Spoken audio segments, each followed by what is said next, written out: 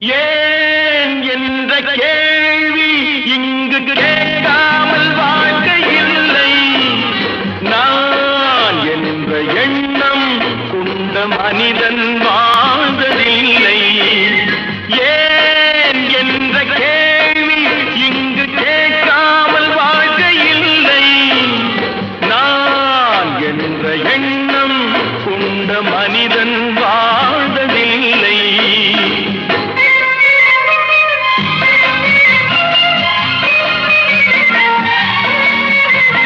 பகுத்தறிவு பிறந்ததெல்லாம் கேள்விகள் கேட்டதனாலே.